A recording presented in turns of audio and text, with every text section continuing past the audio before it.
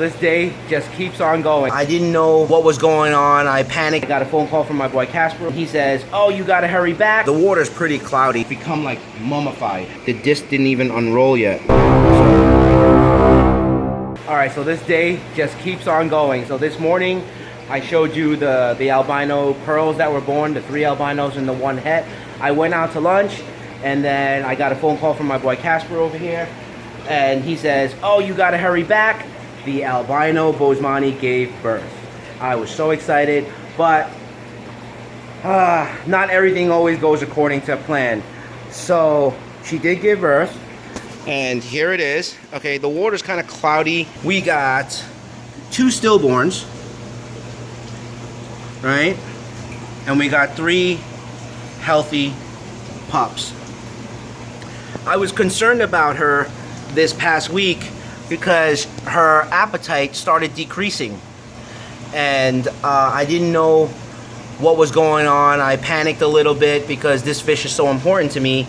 So I started a round of medication, and I suspected that, you know, she was due soon. We have it written down here, the date that we're expecting her birth, and she was due July 14th. So it's a little bit early, and since she wasn't eating well, it's always very important for an albino fish to, or not albino fish, for a pregnant stingray to be eating well, because that's the key to healthy babies. And when her appetite started decreasing, I was really worried, and you know, I did medication, I cleaned up the tank and so forth.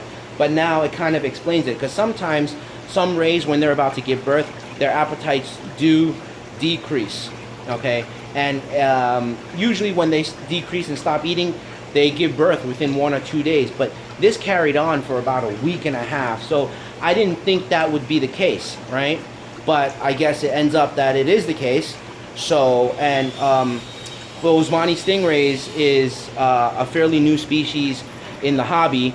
And, you know, sometimes with rays, every species, their requirements are a little bit different and their behaviors are a little bit different. So I guess in this case, for her, I'm learning also. She stopped eating about a week and a half ago, and now she put out the babies. But it could also be, you know, she was carrying some stillborns in there, and that could have been throwing her off, throwing her appetite off. But at least we got 3 healthy babies. And there she is. She's breathing quite hard. I mean, I literally just missed it. I finished, you know, filming the albino pearls, and I took a break, and I went out to lunch and went to run some errands. And this is what I come back to. So it's been a very, very eventful week. This, I think, is now the 4th or 5th birth in the last 7 days here at Stingray Biology. So I'm gonna catch these pups, sex them, make their little basket, do my usual thing, and I will show you guys everything. See, you can see here the water's pretty cloudy, and when I left, the water was crystal clear. I had just did like a 60% water change, and this is typical of when a birth, not going wrong, but there's issues with the birth itself, and the mother was probably carrying a lot of bodily fluids that got discharged. So you can see it's pretty cloudy, but at least we got 3 healthy pups here. So I got all the stuff I need to set up the basket and to catch the pups. Again, just like the other video, I gotta prepare this basket.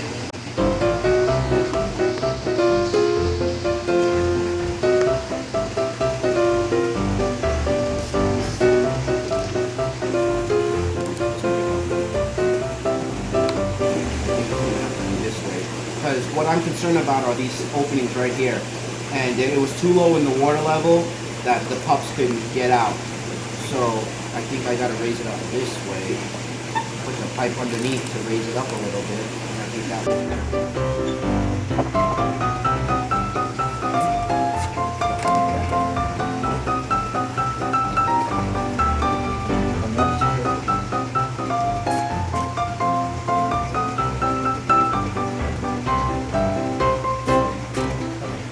That's all set.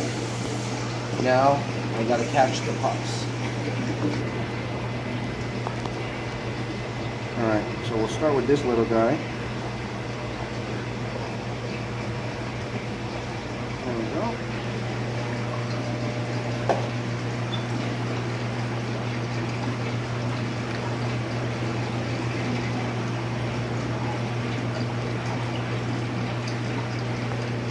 Here it is. Boesemani het pup.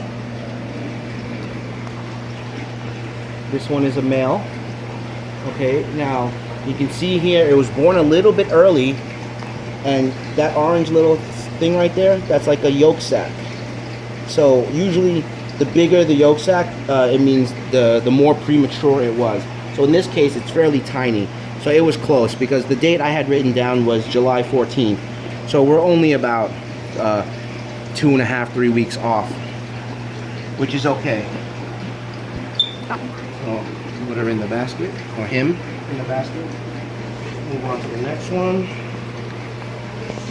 Just right here.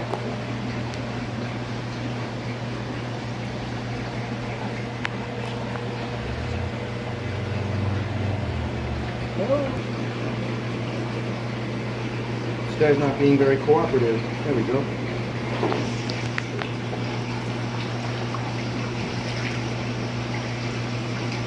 I don't mind them being feisty because it just shows me how healthy they are.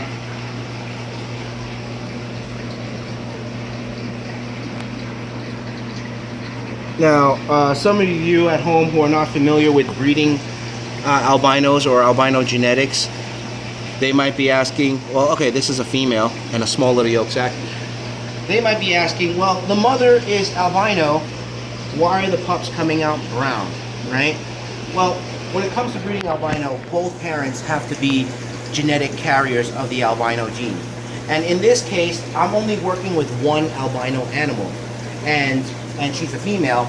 I don't have any males that also carry the same albino gene. So when you're starting with one animal, you have to breed it with the normal variant so that she can pass, so that the mother can pass the albino genes on to her pups, or the babies. So now all these babies will be carriers of her albino genetics, which makes them what we call 100% heterozygous, which means we call it hets for short. So now they're all carriers, and when they grow up and they breed with each other or back to the parents, they're all carrying the albino genes. That's when I will start producing actual albino fish. Okay, so for all of you who are curious, because I get that question all the time, well, if the mother was albino or the father was albino, how come the pups aren't?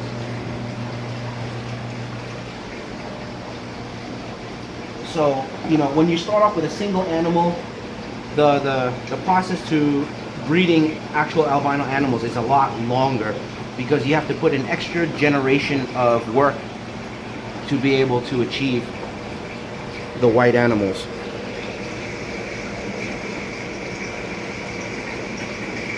Okay. And this one is a male. So we got 2 males and 1 female.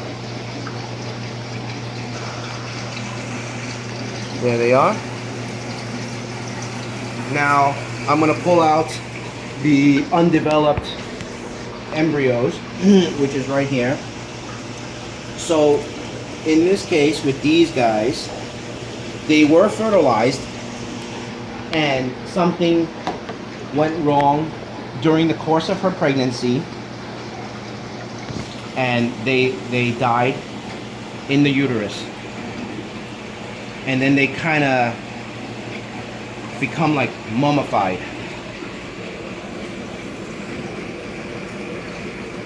Okay, so you see it's a little stingray. You see the eyes, the disc is all curled up. See, it was actually already starting to develop some color and some pattern, but it's all soft. There's the yolk sac, and here's the tail. See, the same thing here. See that you can see the pattern, the spotting was already starting to come up.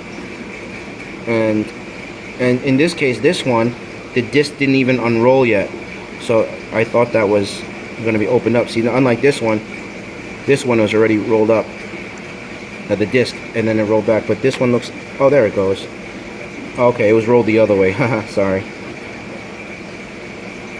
So you kind of see there's the partially developed pup. This thing is about like 2 inches. So, partially successful birth. Got some babies, not 100% alive, but I'm still happy that I got these pups, because now the first step to the road to breeding the albino is completed. Now I just have to wait for them to grow up and breed them back, and then I will get the albino pups. So, very eventful week here at Stingray Biology. Stay tuned. I will always keep you updated with anything interesting that happens here. Like, subscribe, and you know, just comments. You know, I'm welcome all kind of comments, and I'll answer the comments, you know, when I have the available time to check it out. All right? Thank you.